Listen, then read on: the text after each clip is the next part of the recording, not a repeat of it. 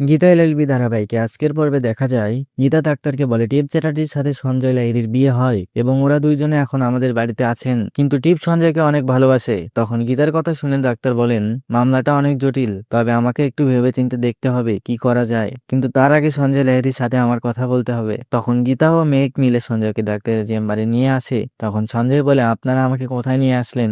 এই যে বললেন টিপের কাছে নিয়ে যাবেন, তাহলে টিপ এখানে কোথায়? এরপর ডাক্তারকে দেখে সঞ্জয় বলে, উনি কে? তখন গীতা বলে, স্বস্তিক বাবু, আপনার মাথায় যে কষ্টটা হয়, আপনি মাঝে মধ্যে যে ওষুধ খান, এই বিষয়ে উনি কথা বলবেন। এরপর ডাক্তার সঞ্জয়কে বলেন, গল্পের কথা শুনে সঞ্জয় বলে, আপনি আমার সাথে কেন গল্প করতে চান? তাছাড়া আমি বা আপনি কেউ তো কাউকে চিনি না। তখন ডাক্তার বলেন, আপনি যে মাঝে মধ্যে অসুস্থ হয়ে পড়েন, আপনার মাথায় কষ্ট হয়, আপনি ওষুধ খান, সেই নিয়ে একটু গল্প করতে চাই। আর আমরা যে গল্পগুলো করব সেগুলো আপনার মাথায় যে কষ্টটা হয় সেটা আর থাকবে না। তখন ডাক্তার বলেন, আপনার নাম কি? সঞ্জয় বলে, আমার নাম সঞ্জয় লাহিড়ী। এরপর ডাক্তার আবার প্রশ্ন করেন, এটা কত সাল যাচ্ছে?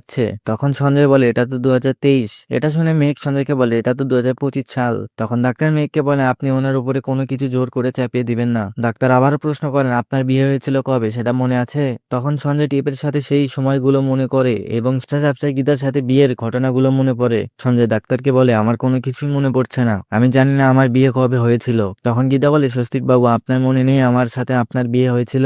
একটু মনে করার চেষ্টা করুন। তাছাড়া আমার গর্ভে আপনার সন্তান। সন্তানের কথা শুনে সঞ্জয় গীতাকে বলে, আপনি কি বারবার বলছেন? আমি কেন আপনার সন্তানের বাবা হতে যাব? আমি টিপের কাছে যাব, আমি টিপকে ভালোবাসি, আমাকে টিপের কাছে নিয়ে চলেন। তখন মেঘ বলে, ছোটদা তুই আমার সাথে চল, আমি তোকে নিয়ে যাচ্ছি। এটা বলে মেঘ সঞ্জয়কে বাইরে নিয়ে যায়। তখন গীতা ডাক্তারকে বলে, ডাক্তারবাবু, এর কি কোনো রাস্তা নেই?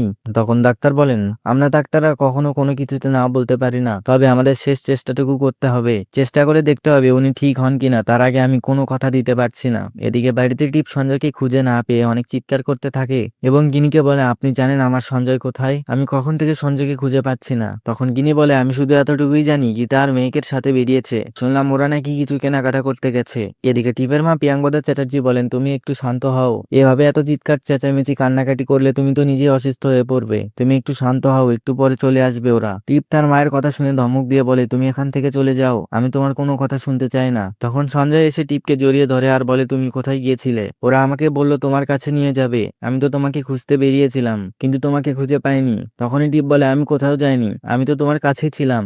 গীতা ও মেঘকে দেখে টিপ জিজ্ঞেস করে, তোমরা কোথায় গিয়েছিলে? তখন মেঘ বলে, ডাক্তারের কাছে। টিপ বলে, তোমরা ডাক্তারের কাছে কেন গিয়েছিলে? নিশ্চয়ই আমার থেকে সঞ্জয়কে দূরে নিয়ে যাওয়ার চিন্তা ভাবনা করছো। তখন গীতা বলে, আমি আইনের মার প্যাচ দিয়ে প্রমাণ করে স্বস্তিক রূপে ফিরে আনতে পারতাম, কিন্তু সেটা করিনি। আমি তোমাকে কথা দিয়েছিলাম স্বস্তিক ভালোবেসে যার কাছে যাবে সেই স্বস্তিককে পাবে, তবে এখন স্বস্তিক বাবুর স্মৃতিশক্তি হারিয়ে ফেলেছে, তাই কিছু মনে করতে পারছে না, আর সেটার জন্যই আমি ডাক্তারের কাছে নিয়ে গিয়েছিলাম। তখন প্রিয়াঙ্গদা বলে, আমি তোমার সাথে এটা একমত হতে পারলাম না, তুমি যদি আমাকে বা টিপকে বলে যেতে তাহলে এতটা জল ঘোলা হতো না, তুমি কিন্তু অন্যায় করেছো। তারপর সঞ্জয় টিপকে বলে, আমাকে একটু জল দাও, সাথে আমার মেডিসিন গুলো দাও। তখন টিপ সঞ্জয়কে ঘরে নিয়ে যায়। সবাই চলে যাওয়ার পরে প্রিয়াঙ্গদা চ্যাটার্জি গীতাকে বলেন, আমি তোমার কষ্টটা বুঝতে পারছি, কিন্তু আমার মেয়েরও তো খুব কষ্ট হচ্ছে।